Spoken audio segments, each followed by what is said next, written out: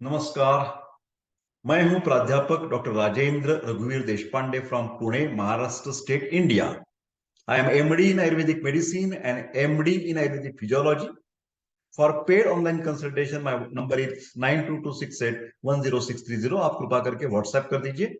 आज का विषय जो है वो मेरी जो सीरीज चल रही है एक्स एजुकेशन के बारे में, उसमें से एक वीडियो इंटरेस्टिंग है, क्योंकि मैं पहली वीडियो में बता चुका हूं कि चाहे वो एजुकेटेड हो या नॉन एजुकेटेड हो, ऐसे बहुत व्यक्ति होते हैं, पुरुष हो या स्त्री हो, जिनको अपने खुद के शरीर के बारे में पता नहीं होता।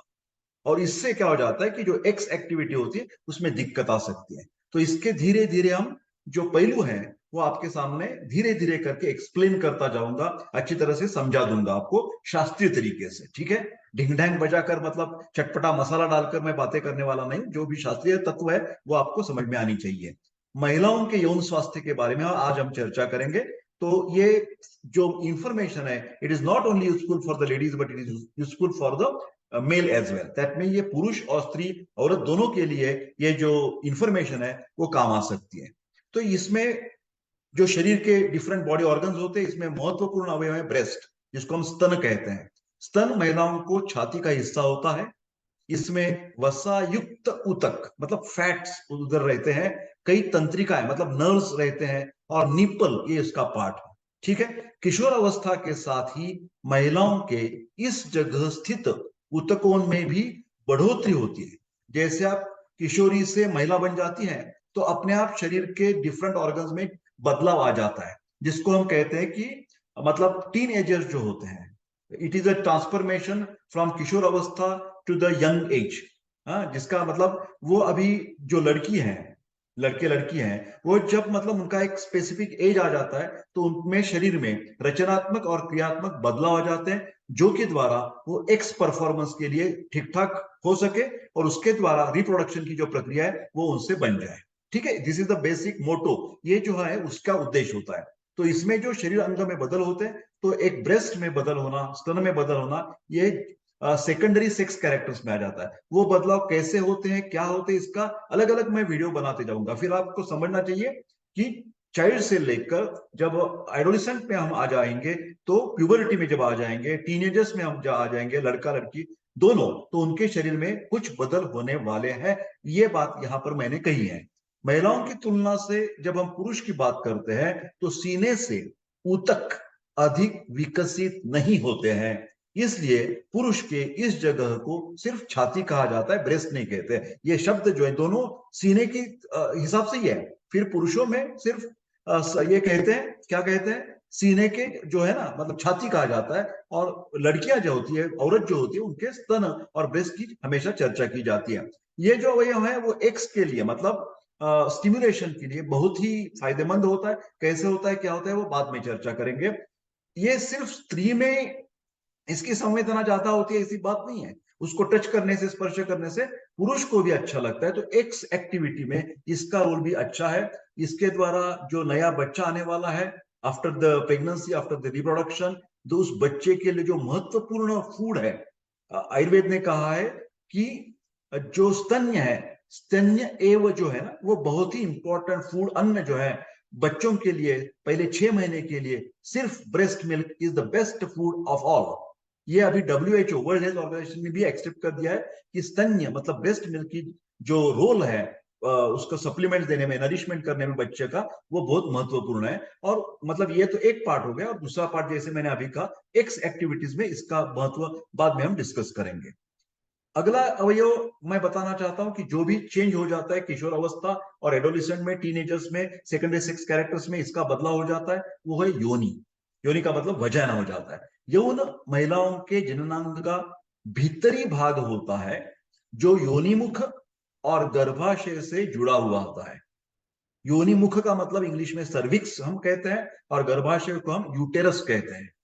तो ये जानकारी, वजाना क्या है, सर्विक्स क्या है, यूटेरस क्या है, ये सब आपको मालूम होना चाहिए, स्त्री को भी और औरत को भी।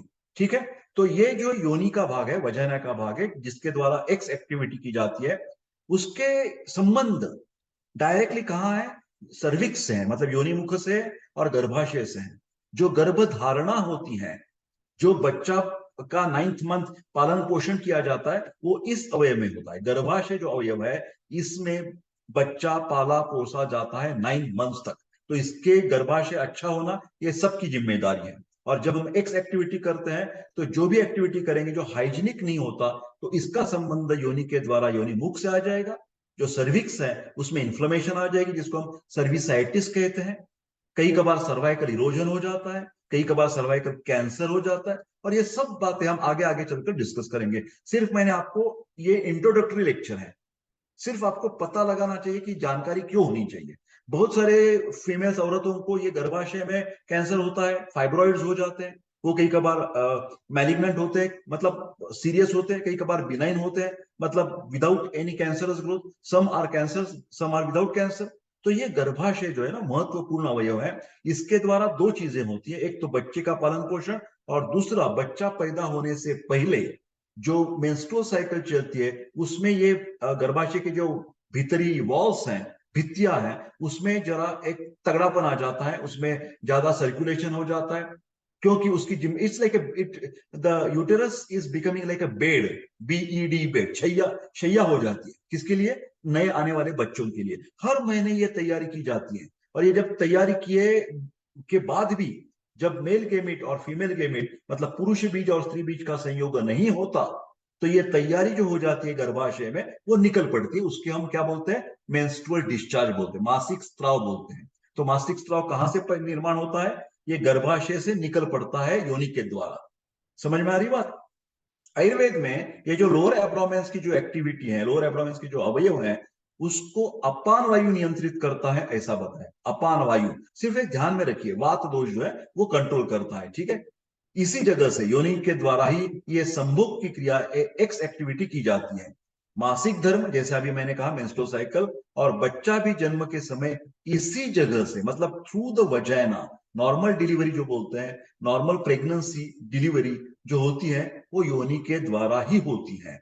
कई कबार उसमें कुछ दिक्कत आ गई तो हम पेट में से वो डॉक्टर लोग बच्चा निकलते हैं जिसको बोलते हैं सीजरियन सेक्शन, पेट को कट करते देते हैं और बच्चा बाहर निकाल देते हैं। But that is not a normal delivery. Normal delivery होना कभी भी अच्छा होता है क्योंकि पहला सीजरियन हो गया तो बाद में भी आपको हमेशा मेजोरिटी टाइम्स सीजरियन ही करना पड़ेगा। तो सीजरियन सेक्शन नहीं करना है तो आपको इसकी देखभाल अच्छी तरह से करनी पड़ेगी, योनि की हो या योनि मुख की हो या गर्भाशय की हो, वो अच्छी तरह से जब हम मेंटेन करेंगे उसके anatomy and physiology, then there will be best thing that is possible in sex activity as well as in the reproduction activity.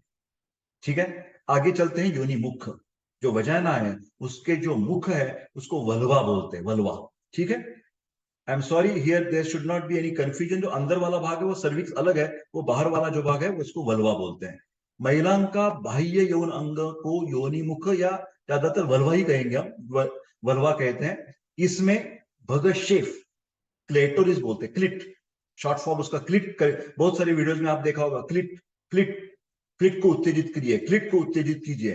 तो बिल्कुल सही है, जो क्लाइटोरिस है उसको शॉर्ट फॉर्म में क्लिट CLIT बोलते हैं। और ये जो है ना भगशेफ, ये बहुत ही इंपॉर्टेंट अवयव क्योंकि उसका एक्स एक्टिविटी में एक महत्वपूर्ण रोल होता है। स्त्री को उत्तेजित करना, औरत को उत्तेजित करना, इसको स्टिमुलेशन से हो जाता है। इतना सिर्फ अभी आपको काफी है। ये जननांग पर ये जो वल्वा है ओठों की तरह होता है, कवरिंग ओठों की तरह होता है। और इसमें बार्थोलिन नाम की ग्रंथि होती है और उससे भी स्त्राव आ जाते हैं। बार्थोलिन ग्रंथि ग्लैंड के द्वारा स्त्राव निकलते हैं। ये ग्रंथि क्या करती है? बार्थोलिन ग्रंथि जो स्त्राव आते हैं वो योनि का चिकना बनाए रखती है। It should be lubricated. whenever there is x activity there is always a friction। तो फ्रिक्शन से बचने के लिए उधर कुछ लुब्रिकेंट होना चाहिए। तो ये लुब्रिकेंट निर्माण करने का काम ये बार्थोलिन नाम की ग्रंथि से होता है, ठीक है। ये देखिए अभी यहां पर दिखाया है मैंने, ये क्लिट जिसको कहा था मैंने क्लाइटोरिस, यहां पर दिखाया है। और ये देखिए ये जो है ना स्पेसिफिक पर्दा रहता है, इसके बारे में आगे चर्चा करूंगा मैं। ये जो अभी इसके बारे में मैंने बता दिया था कि ये वल्वा, तो इसके बारे में देखिए ये कवरिंग जो है लेबिया मेजोरा, लेबिया माइनोरा। और सबसे महत्वपूर्ण ये देखिए ये ओपनिंग, एनल ओपनिंग बोलते हैं। ये जो है वजाइनल ओपनिंग है, यहाँ पर आप देख रहे हैं। और आगे चलकर यहाँ पर यूरेथ्रा मतलब यूरिनरी, ये 3 छिद्र स्त्रियों में, ध्यान से सुनिए, 3 छिद्र होते हैं। एक यूरिन पेशाब पास करने के लिए, एक बच्चा पैदा निर्माण करते समय, डिलीवरी के समय यहां से निकलता है, और एक्स एक्टिविटी जो है, पुरुष का जो अवयव है वो यहां से अंदर जाकर एक्स एक्टिविटी करता है, और ये एनल ओपनिंग है। ये तीनों छिद्र स्त्रियों में बहुत महत्वपूर्ण जानना चाहिए, क्योंकि बहुत जो शादीशुदा औरत और हस्बैंड होते हैं उनको पता नहीं, कई लोगों को पता भी नहीं होता कि ये जब करते हैं एक्स एक्टिविटी तो कहां पर वो डालना चाहिए। तो ये हमेशा देखिए यहाँ ओपनिंग है, वो बड़ा वाला ओपनिंग होता है, ये इतना बारीक सूक्ष्म होता है कि पूछो मत, इससे पेशाब निकलती है। फिर ये छिद्र क्यों जानने चाहिए, 3 होल्स क्यों जानने चाहिए, ये नजदीक है, और ये आप तो जानते हैं कि पेशाब एक वेस्ट है, और ये जो है एनल हमारी जो टट्टी है वो भी वेस्ट प्रोडक्ट है। तो ये वेस्ट प्रोडक्ट जो है ना वो बहुत नजदीक है, तो कई कबार हाइजीन मेंटेन न होने के कारण इसमें इंफेक्शन आ जाता है। किसमें, योनि में इंफेक्शन जाता है, और वो योनि का इंफेक्शन पूरे गर्भाशय तक पहुंच सकता है। तो इसके लिए ये पूरे एरिया की जो हाइजीन मेंटेन करनी, स्वच्छता मेंटेन करनी है, वो बहुत जिम्मेदारी होती है दोनों की, स्त्री और पुरुष की। मतलब स्त्री को मतलब समझा देना कि ये ऐसा करना चाहिए, वो ऐसा करना चाहिए, जिम्मेदारी मतलब हस्बैंड की भी होती है, और उस औरत ने खुद में अपने आप वो स्वच्छता है या क्लीनलीनेस है वो मेंटेन करना चाहिए। आगे चलते हैं, गर्भाशय के बारे में बात करते हैं। इस स्थान को गर्भाशय के नाम से जाना जाता है। ये नाशपाती व बंद मुट्ठी के आकार में, ऐसा आकार होता है। अंग महिलाओं के पेट के निचले हिस्से में, that is in the lower abdomen, this uterus is situated. Okay, ये गर्भाशय कहां होता है, हमारे पेट में नीचे वाले हिस्से में होता है। स्त्रियों में ऑफ कोर्स गर्भाशय के नीचे की ओर से योनि और ऊपरी ओर से फेलोपियन ट्यूब्स, ये जो नलिका है वो भी आपको चित्र में दिखाने वाला हूं, वो पूरे अंडाशय की तरफ जाते हैं, और ये अंडाशय से गर्भाशय तक अंड ले आने वाली जो नली है उसको फैलोपियन ट्यूब्स कहते हैं। ये इंग्लिश शब्द थोड़ा थोड़ा जान लेने की कोशिश कीजिए। तो ओवरीज को मतलब ये अंडाशय कहा गया है, क्योंकि उधर स्त्री बीज जो निर्माण होता है वो कहाँ हो निर्माण हो जाएगा, अंडाशय में निर्माण हो जाएगा, मतलब ओवरीज में निर्माण होता है। और वो जो स्त्री बीज है वो फेलोपियन ट्यूब्स क्रॉस करके जो बीच वाला गर्भाशय है, एक बड़ा वाला बैग है, it's like a bag in the lower abdomen in the females, तो ये बैग में वो स्त्री बीज पहुंचाया जाता है। ठीक है, इस तरह इस जगह पर निषेचित, हिंदी में निषेचित का मतलब फर्टिलाइज्ड अंड का विकास होता है। रादर यूनियन जो होता है स्त्री बीज और पुरुष बीज का यूनियन वो फैलोपियन ट्यूब्स में ही होता है, और 6 दिन के बाद वो जो अंडा है, फर्टिलाइज्ड ओवम है, वो गर्भाशय में रख दिया जाता है, और उधर उसका पालन पोषण किया जाता है। समझ में आ रही है बात थोड़ी थोड़ी।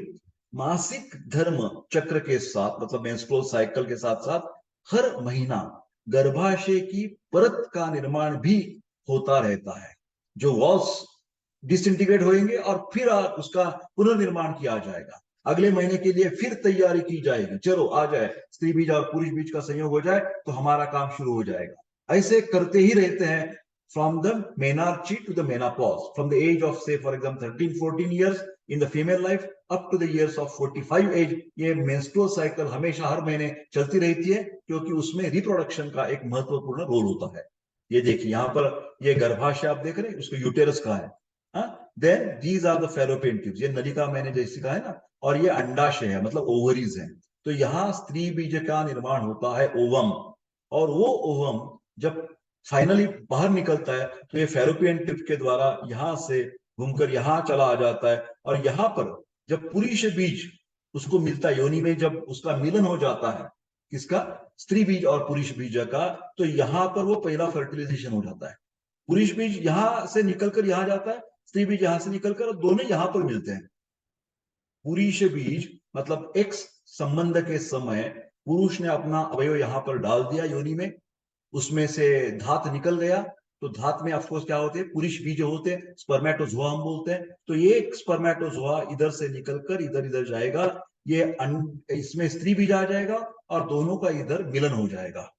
यहां पर मिलन होता है, फर्टिलाइज ओवम फॉर्म होता है। After the 6 days it will come over here and it will be nourished over here in the गर्भाशय के वॉल में। जो गर्भाशय का कैंसर, यहीं पर कुछ ग्रंथियां होती है, कैंसरस ग्रोथ होती है, उसको फाइब्रो एडिनोमा भी कह सकते हैं। कई कबार सर्वाइकल इरोजन, यहाँ सूजन आ जाती है, दर्द हो जाता है, इधर से श्वेत प्रदर मतलब सफेद रंग का पानी निकलने की शिकायत, ये ज्यादातर यहाँ इन्फेक्शन हो जाता है। सर्विक्स जो है उसको सर्विसाइटिस, सर्विसाइटिस का मतलब इन्फ्लेमेशन, सूजन आ जाते हैं इस अवयव, ध्यान से सुनिए। तो इसकी मैं बार बार कह रहा हूं कि ये पूरे भाग की स्वच्छता हमेशा मेंटेन करना, बेकरार रखना, ये दोनों की जिम्मेदारी है, पति और पत्नी की। ज्यादातर पत्नी की खुद की जिम्मेदारी है, और पति ने उसको समझाया जाना चाहिए कि नहीं ऐसा नहीं करना चाहिए, वैसा नहीं करना चाहिए, एक्स के पहले क्या करना चाहिए, एक्स के बाद क्या करना चाहिए। ये सब आप सावधानी रखेंगे तो कोई दिक्कत नहीं आ सकती। सब आपका जो काम है आनंद लेना एक्स के द्वारा, और जो नवनिर्मित करना, बच्चा पैदा करना, ये दोनों काम आसानी से हो सकते हैं। अभी एक बात और कहना चाहता हूं, यहाँ ये जो है ना, यहाँ से कुछ हार्मोन्स भी तैयार होते हैं, जैसे ईस्ट्रोजन है, प्रोजेस्टेरॉन है। ये स्त्री के दो हार्मोन्स है, ईस्ट्रोजन और प्रोजेस्टेरॉन। पुरुष शरीर में टेस्टेस्टेरॉन होता है। ध्यान से सुनिए, पुरुष शरीर में ज्यादा टेस्टेस्टेरॉन है, यहाँ पर होता है, फिर बहुत कम होता है। स्त्री में क्या हो जाएगा, ईस्ट्रोजन और प्रोजेस्टेरॉन। तो ये भी यही, इस कंसेप्ट देखिए, यहीं पर पैदा निर्माण हो जाता है। और ये फैलोपियन ट्यूब का इंपॉर्टेंस और एक है, जब हमारे संतान रोकने के ऑपरेशंस करने हैं, फैमिली प्लानिंग के ऑपरेशंस करने हैं, उसको पुरुष में बोलते हैं वेसेक्टोमी, और स्त्रियों में बोलते हैं ट्यूबेक्टोमी। तो ये ट्यूब का मतलब है ये फैलोपियन ट्यूब जो है ना, ये देखिए यहां पर सर्जन क्या करता है, कट करता है, ऐसा कट कर देता है, उसका टुकड़ा लगाते हैं, और ये दोनों टुकड़े सेपरेट होने से क्या हो जाएगा, यहां भी करेंगे और यहां भी करेंगे, दोनों साइड्स पे कर लेंगे, और इससे क्या हो जाएगा कि इधर से जो आने वाला है वो बंद हो जाएगा। ये तो मतलब स्त्री बीज तैयार तो हो जाएगा, फिर उसका मिलन नहीं होगा। किसके साथ मिलन नहीं होगा, पुरुष बीज के साथ मिलन नहीं होगा, क्योंकि यहां पर हमें कट कर दिया है। Fallopian tubes are cut, so that is called as a tubectomy. टोमी का मतलब है टू कट। समझ में आ गई सब बात, ठीक है, आगे चल रही है। इसका भी इन्फ्लेमेशन होता है कई कबार, उसको बोलते हैं वजाइनाइटिस। और जब अनप्रोटेक्टेड हम एक्स एक्टिविटी करते हैं, तो यहां पर इंफेक्शंस, जो सेक्सुअल ट्रांसमिट, यहां से आगे चलकर वो डिस्टर्ब कर देते हैं, पूरी की पूरी बर्बादी कर देते हैं। कई कबार ये ट्यूबल ब्लॉक हो जाता है, डॉक्टर बोलते हैं कि आपको बच्चा क्यों नहीं हो रहा है, क्यों नहीं हो रहा है, तो एक तो फाइब्रॉइड की शिकायत होती है, और दूसरा यहाँ पर ट्यूबल ब्लॉक बोलते हैं। आयुर्वेद में ट्यूबल ब्लॉक के लिए भी कुछ बस्ती वगैरह हम देते हैं, कासिस तेल का बस्ती देते हैं। हाँ, वो बाद में उत्तर बस्ती जैसी कुछ ट्रीटमेंट रहती है आयुर्वेद में, वो ट्यूबल ब्लॉक हम निकाल सकते हैं कई कबार, ठीक है। तो ये ट्यूबल ब्लॉक के बारे में मैंने आपको कह दिया। और इन्फेक्शन जो है एसटीडी, सेक्सुअल ट्रांसमिटेड डिसीज, वो इधर से ही जाएंगे। तो आपको बहुत सुरक्षित तरीके से ये एक्स एक्टिविटी करनी पड़ेगी। दूसरी एक अलग चीज मैं आपको बताना चाहता हूं, जो किसी वीडियो वाले यूट्यूबर्स नहीं बताते, कि क्योंकि मैं डॉक्टर हूं तो ये बतानी मेरी जिम्मेदारी रहती है, कि जब आप एक्स एक्टिविटी करते हैं तो पुरुष का जो अवयव होता है उसमें कुछ इंफेक्शन हो गया, तो तुरंत पता चलेगा कि अरे यहाँ सूजन है, यहाँ अल्सर है, यहाँ व्रण उत्पत्ति है, यहाँ से स्त्राव निकल रहा है, कुछ गंदापन है, इसको कुछ डिसीज है, उसको कुछ बीमारी है पैदा, ये नजर से समझ में आ जाएगी बात, दोनों पति पत्नी के आंख से। फिर यहाँ एक प्रॉब्लम है, स्त्री का जो ये अवयव है जननांग, वो सब अंदर है, तो बाहर से कोई पता नहीं चलेगा कि इसको कुछ बीमारी है या नहीं है। तो जो लड़के हैं, जो पुरुष हैं, वो बिंदास करते रहेंगे असुरक्षित तरीका का एक्स, तो इसमें प्रॉब्लम आ सकता है। क्योंकि स्त्रियों का जो सेक्सुअल ट्रांसमिटेड डिसीजेस का जो प्रॉब्लम है, स्पेशली मैं कह रहा हूं कि व्रण उत्पत्ति है, अल्सर उत्पन्न हुआ तो अंदर होता है, वो पता नहीं चलेगा बाहर से उसको कुछ बीमारी है। बाहर से तो रूपड़ा अच्छा दिखेगा, आप बिंदास करते रहेंगे, तो ये गलत चीज है। ये ध्यान से सुनिए कि इनके अवयव छुपे हुए होते हैं, पुरुष का अवयव तो बाहर है, तो पता ही चल जाएगा, ठीक है। हाइमेन, इसके बारे में बहुत सारे गलत फहमियां हैं। ये योनि के अंदर ऊतकों की पतली सी झिल्ली होती है, it's like a membrane, English में उसको झिल्ली को मेम्ब्रेन कहते हैं। ये झिल्ली महिलाओं के योनि मुख के मार्ग को संकरा, कवरिंग कर देती है, संकरा कर देती है। कई बार योग के द्वारा, या यौन संबंध बनाने पर, या खेलकूद में, या वाहन चलाते समय, या अन्य कोई भी कारण से ये झिल्ली टूट जाती है। ये इतना मिसअंडरस्टैंडिंग है मेल्स के मन में, पुरुषों के मन में, बच्चों के मन में, कि उनको लगता है कि मेरी जो वाइफ है, शादीशुदा की पत्नी है या गर्लफ्रेंड है, ये हाइमेन टूटा हुआ है तो कुछ प्रॉब्लम है, ये वर्जिन नहीं है। ऐसा लोगों का सोच होता है कि इसने कुछ पहले ही कुछ एक्स एक्टिविटी कर दिया, ऐसा नहीं होता। तो ये हाइमेन है तो भी ठीक है, नहीं है तो भी कोई दिक्कत की बात नहीं, क्योंकि सिर्फ यौन संबंध से नहीं, तो अलग अलग कारणों से ये हाइमेन में कट हो जाता है, ये टूट जाती है, वो नहीं दिखाई देती। तो वो नहीं दिखाई दी मतलब आप आपके पत्नी के ऊपर कुछ अविश्वास बिल्कुल बनाइए मत, क्योंकि ये वो अलग अलग खेलकूद के द्वारा, वाहन चलाते समय, योग करते समय टूट जाती है, उसमें कोई ज्यादा परेशानी होने की बात नहीं है। सर्वाइकल कैंसर, जैसे मैंने अभी कहा कि गर्भाशय ग्रीवा सर्विक्स में होने वाला कैंसर या cervical cancer human papilloma virus, एक जंतु, सूक्ष्म जंतु जिसको वायरस कहते हैं, एचपीवी के कारण होता है। ये धीरे धीरे बढ़ता है, स्लो प्रोग्रेसिव होता है, और इसकी जानकारी करना है तो पैप टेस्ट आपको कुछ करनी चाहिए। अभी हम बात करें यौन समस्याएं के बारे में। पहला महत्वपूर्ण टॉपिक जो है वो सर्वाइकल कैंसर है, उसके लिए पैप स्मीयर टेस्ट, ध्यान से सुनिए, पैप स्मीयर टेस्ट आपको करना ही करना होगा। ह्यूमन पैपिलोमा वायरस, एचपीवी की रोकथाम के लिए दवा लेने से ये काफी हद तक कम किया जा सकता है। मतलब we can control, we can arrest, we can prevent even this particular cancer if the woman having some suspicious symptom, कुछ भी लक्षण आप में दिखाई दिए गए, जैसे व्हाइट डिस्चार्ज है या ब्लड डिस्चार्ज इरेगुलर है, मेंस्ट्रुअल साइकिल के अलावा भी कुछ निकलता है, ब्राउन डिस्चार्ज हो रहा है, मेनापॉज के बाद भी आपको डिस्चार्ज हो रहा है, ये सब खतरनाक लक्षण है, आपको तुरंत डॉक्टर के पास जाना चाहिए। Even after the age of menopause, like 45 or 50, each female should do this particular test every year so that she can prevent particular this type of the cancer. Okay. Next we will talk about breast cancer.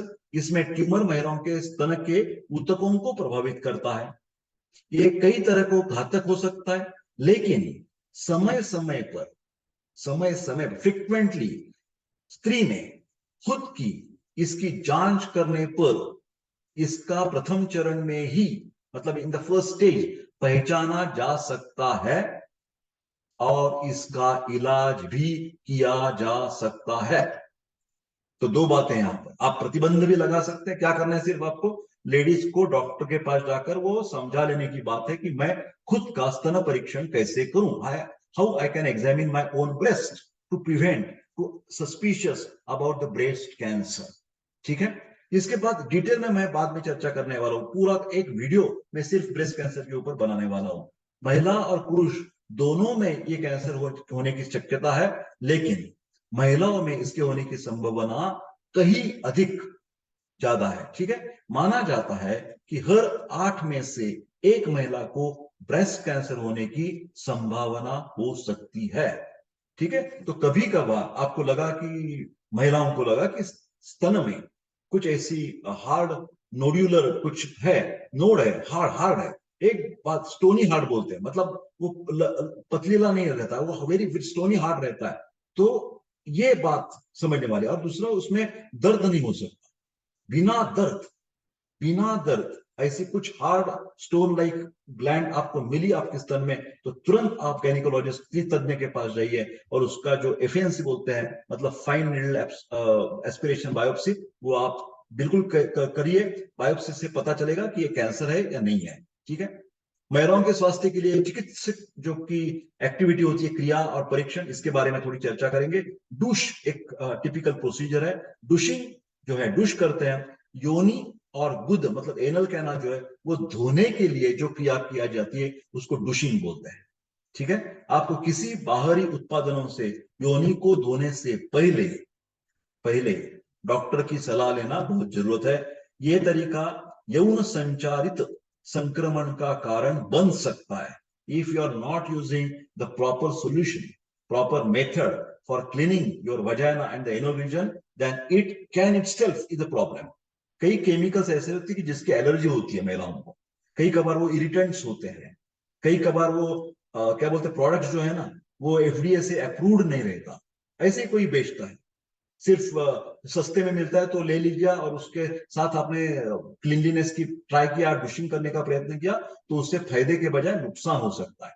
और कई कबार without any consultation आपने किया, doctor की सलाह बिना लेके कर रहे हैं, तो प्रेगनेंसी में भी ये बिल्कुल सुरक्षित नहीं हो सकता। ठीक है, पैप स्मीयर, जैसे मैंने अभी कहा, ये पैप टेस्ट के नाम से भी जाना जाता है। इसमें गर्भाशय ग्रीवा का मतलब सर्विक्स के कुछ केशिकाओं को लिया जाता है, स्मॉल सेल्स लिए जाते हैं, जिसके सर्वाइकल कैंसर या ह्यूमन पैपिलोमा वायरस एचपीवी का पता लगाया जा सकता है। यह टेस्ट महिलाओं के लिए पेल्विक जांच का एक हिस्सा होता है।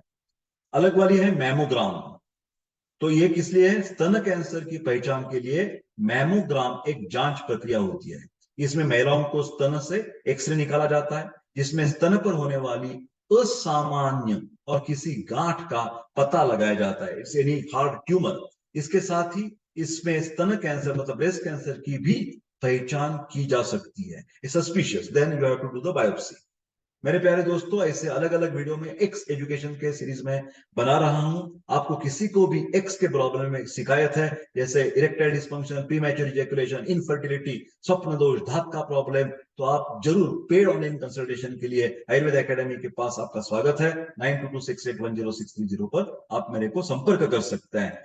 कौन सी भी बीमारी में यथावश्यक यथाकाल वैद्य की सलाह लेना जरूरत है, दैट इज अ डिस्क्लेमर।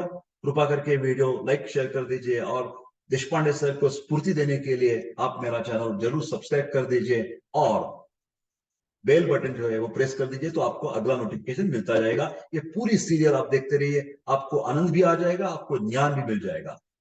मिलते हैं अगले वीडियो में, तब तक के लिए स्वस्थ रहे और खुश रहे। I wish all the best, take care and see you in the next video. Thank you.